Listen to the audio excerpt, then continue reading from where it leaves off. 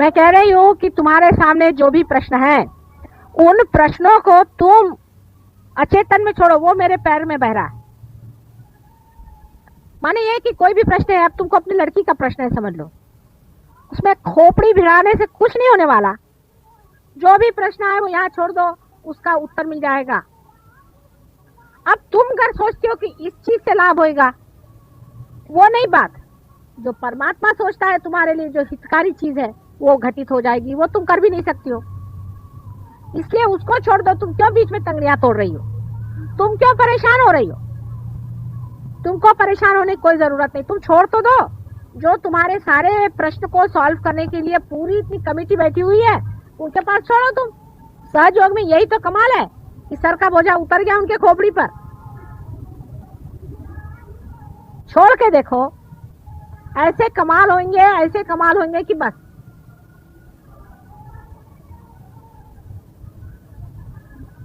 लेकिन मनुष्य की खुददारी की बात हो जाती है।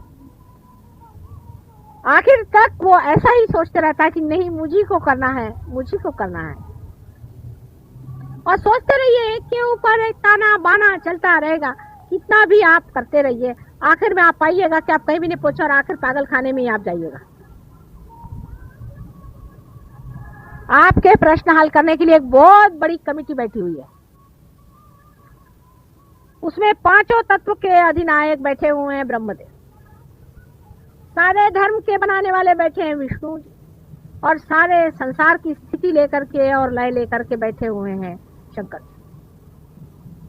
उनको भी तो कभी कभी चांस दो कि तुम ही लोग सारे प्रश्न को ठीक करोगे।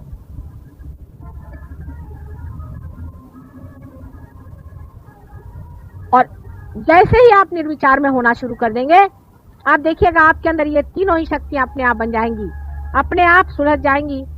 धर्म, अर्थ और काम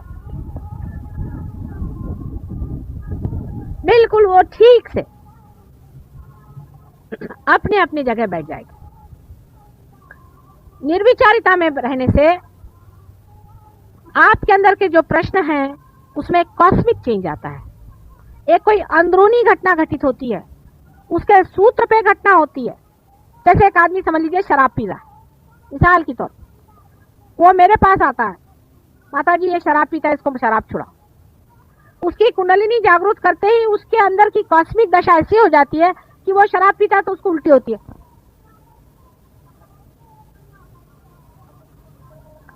फिर ये भी हो सकता है कि शराब की भी जो मादक शक्ति उसको भी खत्म कर सकते हैं। जब शक्ति पे बैठे तो हर तरह की शक्ति को ले सकते हैं, जितनी डिस्ट्रक्टिव शक्ति है उस सबको खत्म कर सकते हैं।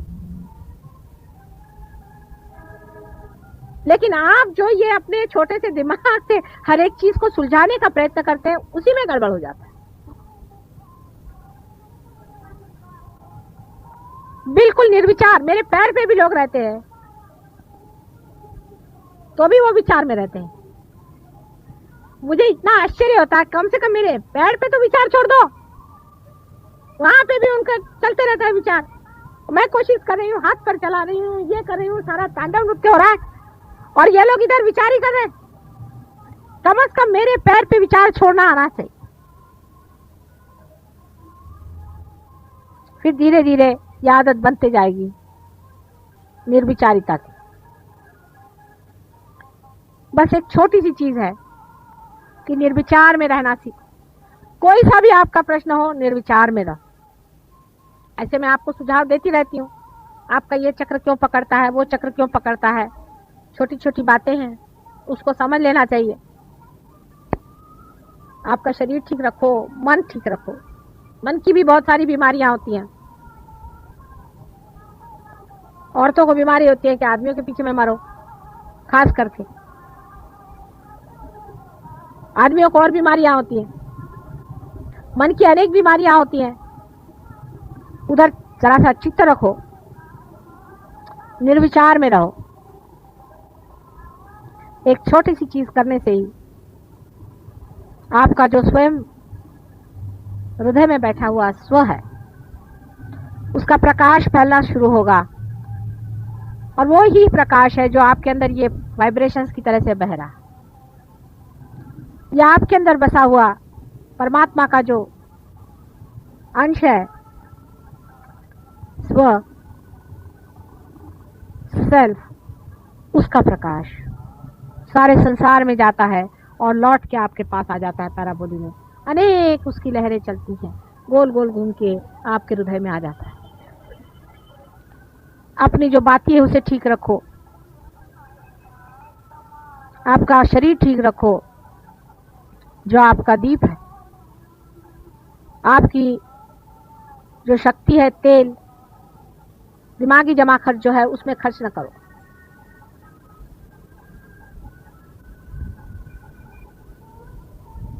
लौ को सीधे लगाओ, जो लौ के ऊपर का हिस्सा है उसको मां से चिपका लो, उसके पैर में बांध दो, सीधी की सीधी लौ निर्विचारता में निर्भीकता से जलती है।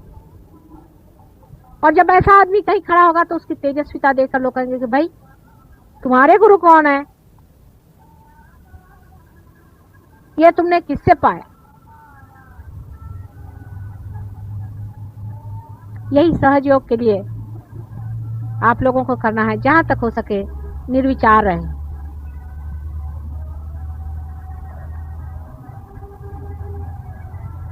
हम तो धक्का दे ही रहे हैं कुंडलिनी को, आपको भी वहां रखने का कोशिश कर रहे हैं। आप भी जरा कोशिश करें, कोई विचार नहीं आना है। और अपना माथा किसी के आगे मत झुकाना, याद रखना, किसी के आगे जाकर माथा नहीं झुकाना है, कोई भी हो। बहुत से लोग सहयोगी के आगे माथे झुकाते मैंने देखा है। ये सब फालतू की बातें करने की जरूरत नहीं।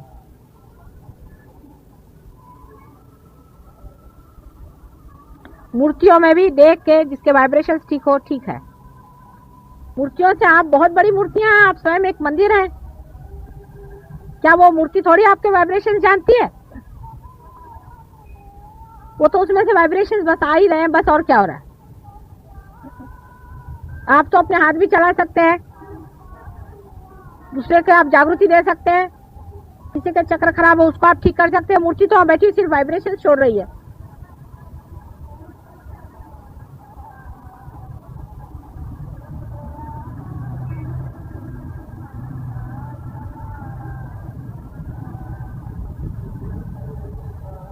सहयोग में बंबई सेंटर में बहुत काम हुआ है, इसमें कोई शक नहीं, और लोगों ने बहुत अपने को ऊंचा उठा दिया है। और वैसे भी महाराष्ट्र में बहुत काम हुआ है। एक छोटे से गांव में, राहुरी में बहुत काम हुआ है।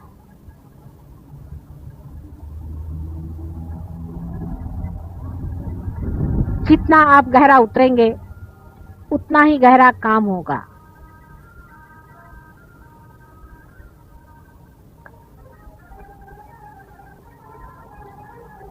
अपने को बहुत ज्यादा लोग नहीं चाहिए, थोड़े ही लोगों से काम बन जाएगा, लेकिन जो भी हो वो पक्के हो।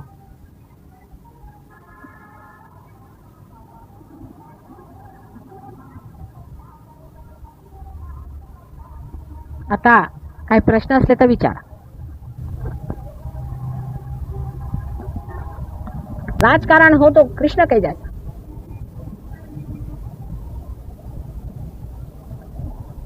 जिस राजकारण के कारण संसार का हित हो, वही राजकारण एक सहयोगी पे कराते हैं। यानी कैसे? मैं करती हूं, आप लोगों को पता नहीं राजकारण।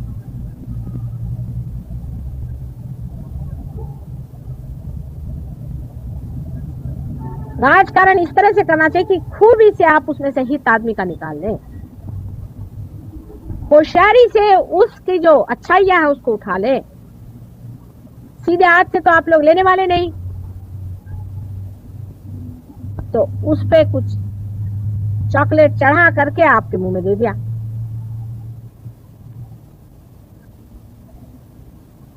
मुझसे बढ़ के कोई राजकारणी नहीं है, बच के रहो। बड़ी राजकारणी हूं मैं, और अगर कोई ज्यादा नेगेटिव होता जाता तो उसको भिड़ा देती हूँ दूसरे नेगेटिव आदमी के साथ में। लड़ते रहो, अमरते रहो, लेकिन मेरा जो राजकारण है वो तुम्हारे हित के लिए, क्योंकि सीधे रास्ते आने नहीं वाले, तो राजकारण खेलना पड़ता है, फिर अंत में आते हैं। लेकिन विजडम किस चीज में,